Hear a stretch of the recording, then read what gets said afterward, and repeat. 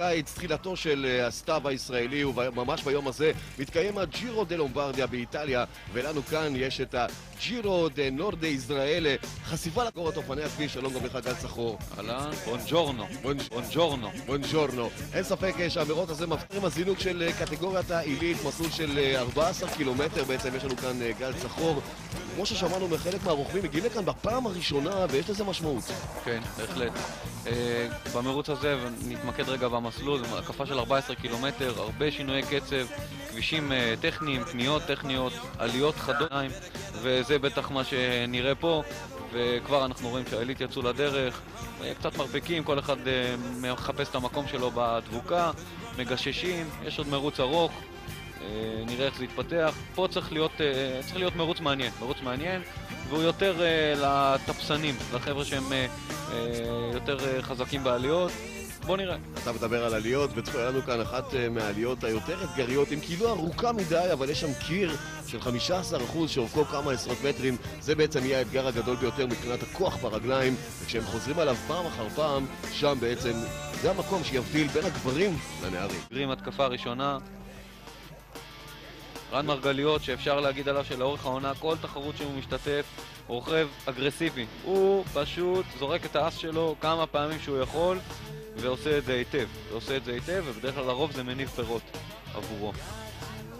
אתה רואה את השלטים ברקע אשר מזכירים כמובן את נושא החטופים שלנו שנמצאים בלבנון, ואי אפשר להתעלם מהעובדה הזאת מכיוון שאנחנו נמצאים בדיוק בנקודה בארץ שבה התקרית הזאת קרתה, ותושבי הצפון מקבלים את רוכבי ליגת נביעות בחום ובאהבה גדולה מאוד. כן, זה יפה לראות. תנאי מזג אוויר פשוט מצוינים, כמו שאמרתי, ימי סוף הקיץ, תחילתו של הסתיו כאן בישראל, אבל שבת בבוקר, אמרנו בתחילת התוכנית גל את מרטינה צינקרן, אחת מהמועמדות היותר חזקות לשחייה כאן בתחרות הזאת. העילית נכנסים להקפה השנייה, וכאן מתחילים המבטים לאחור, זה אומר אסטרטגיה וטקטיקה. זה נכון, תומר בוכר נמצא בחזית, הוא רוכב נוער, שנה האחרונה שלו לקראת גיוס, רן מרגליות מטים מצמן יחד איתו, אחריהם בגישור נמצא אייל רהט. צריך לראות איך זה יתפתח, שאר הקבוצות צריכות להגיב ולהכניס לשם רוכבים אם הן רוצות להישאר בתמונה. בואו נראה יותר על 100 מטר, זאת אומרת משמעותי מאוד, השיפוע הוא מאוד רציני. באורכה של העלייה הזאת כמה עשרות מטרים, וזה אומר שהמאמץ מתחיל ממש מהכניסה אל העלייה ועד הסיום שלה. הנה הם מגיעים אל הצומת, והוא דבר אחד חשוב, אייטור, רק שנייה, פינה בארץ וכיסתה את כל השטחים האפשריים לתחרויות של אופניים. אני מופתע מחדש ומגלה עוד מקום שאפשר לקיים בו תחרות, והאזור הזה כאן בצפון הארץ הולך ומסתבר כמקום פשוט מושלם לתחרות מהסוג הזה. ממש מושלם, מסלולים מדהימים, עידו סירקין ועוד פעם עידו סירקין ממש מייצר לנו מסלולים מדהימים. הנה אנחנו רואים את אייטור ויורי עובדים היטב ביחד, זוג מרשים, הם עבדו השנה בכל המרוצים, פשוט אפשר היה לראות והוריד את הכובע. זו השלישייה הראשונה שמובילה את המרוץ, מאחוריהם יש לנו זוג שמגשר, ואחרי זה יש את השאריות של הדבוקה של העילית. אין פה ייצוג לא של ולו קלאב חולון, לא של CCC, זה מועדונים שצריכים לקחת בחשבון, לראות מה קורה, אבל הבנו כבר אז בתוך הדבר הזה יש אינטריגות, כאילו אתה יודע מי המתחרים שלך ספציפית מהקטגוריה שלך, אמנם זה מאותו מקצה, אבל הקטגוריה היא שונה. ופה אנחנו רואים, זאת הנקודה, הנה פה הם הגיעו, יורי ואייטור הצליחו לסגור, סגרו את הגישור, כל הכבוד, מדהים. אין, לא, ויורי בלי למצמץ, לא לוקח ומתקיף, פשוט מתקיף, קם על הרגליים ומתקיף. וזה כמו שאנחנו רואים, זה נסגר. זה פשוט מדהים, כי אתה רואה אותו באמת קם על הרגליים, מתחיל לדחוף חזק מאוד, באופניים מגיבים, הוא פשוט טס קדימה. פשוט מתקיפים, הם יתחילו עכשיו פה עכשיו תתחיל מלחמה.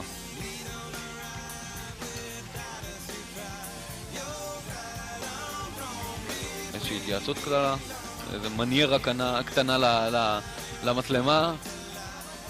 הם מבשלים כנראה את התוכנית שהם עבדו עליה מהבית, ובינתיים היא גם הולכת ומתגשמת כאן, קורמת אור וגידים, הקפה השישית של קטגוריית העילית. רן מרגליות יודע שיורי ואייטור שם זוממים משהו, והוא לוקח את האימור שלו. אין ברירה, חייבים. והנה עכשיו הם מגיבים. כן, אייל מגיב ראשון, ואחריו כולם קמים על הרגליים. מרגליות פתח את המלחמה ואת ההסתערות הזאת, וכל השאר מגיבים ומנסים להדביק אותו ולרדוף אחריו, ושוב, ועוד פעם, עוד דיבור קטן בין אייטור לבין יורי. לקראת השמאלה, לקראת הקיר, רן מתקיף. נראה כאילו הם מסכמים ביניהם מי ייכנס ראשון אל הפנייה הזאת ומי יגיב. הנה, אנחנו רואים שרן הלך קדימה, רן התקיף.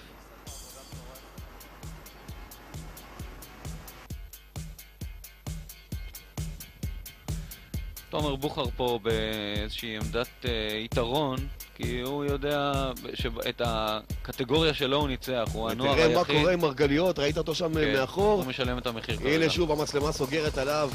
הוא משלם את המחיר. לפני דקה או שתיים הוא פתח בהתקפה גדולה, אבל הוא כמו שאתה אומר משלם את המחיר. הפעמון כבר נשמע ברקע, וזה אומר שאנחנו בתוך ההתקפה האחרונה, וזה... אייל הלך, אחריו יורי ואייטור.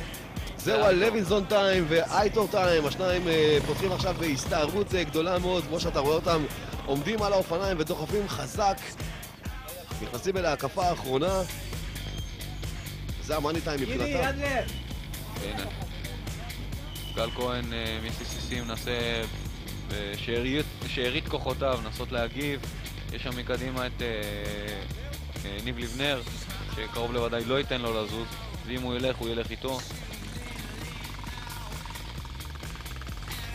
עוד אזור קשה מאוד עכשיו גם עידית שוב סגרה את העונה שלה לפחות כמו שצריך, כאשר היא סיימה שם במקום השני, ושוב אנחנו חוזרים אל העילית גברים בהקפה האחרונה שלהם, ושוב התבשיל הולך ומתבשל. נכון, הם עכשיו בהקפה האחרונה, כל פעם יש פה התקפה ותגובה ותגובת נגד והתקפת נגד.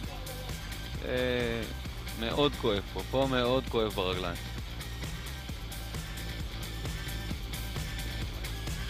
שוב לוינסון בוחר לקחת את היוזמה אל הרגליים.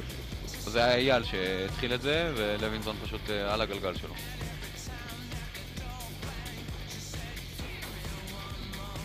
אנחנו הולכים ומתקרבים לנקודת הסיום. יורי יכול להיות פה די...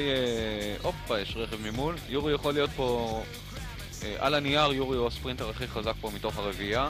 ומתוך הרביעייה הזאת, מה שקורה, יש פה 3 בוגרים ואחד נוער. אז הנוער מסודר, הנוער הוא מקום ראשון. הוא מקום ראשון בנוער, כן. למרות ש... 400 מטר לסיום, אנחנו 400 מטר לסיום. 400 מטר לסיום, ועכשיו אנחנו בקו הסיום, ותראה, יורי לוינסון זז הצידה ונותן לאייטור לעבור. שיתוף פעולה מדהים של שני הרוכבים האלה, וגם קרדיט גדול שאחד מהם נותן אל השני, והנה עוד סיום פוטו פיניש אחד, תשמע, משאיר טעם מצוין בפה. מרוץ מדהים, הרבה עליות, היה מאוד קשה. על ההקפה הראשונה ברחתי עם רן מרגליות, ועבדנו חזק ביחד, שמרנו כוח ועל פער קבוע, כי הסתכלנו על המשך המרוץ. באיזשהו שלב ראינו שאייל רעת מגשר אלינו, חיכינו לו ועבדנו שלושתנו ביחד, ובהקפה לפני הסוף תפסו. נוער עילית עם תומר בוכר במקום הראשון, סוגר את העונה שלו אל תלך לשום מקום רחוק מדי. גל צחור, תודה גם לכם שהייתם איתנו, להתראות.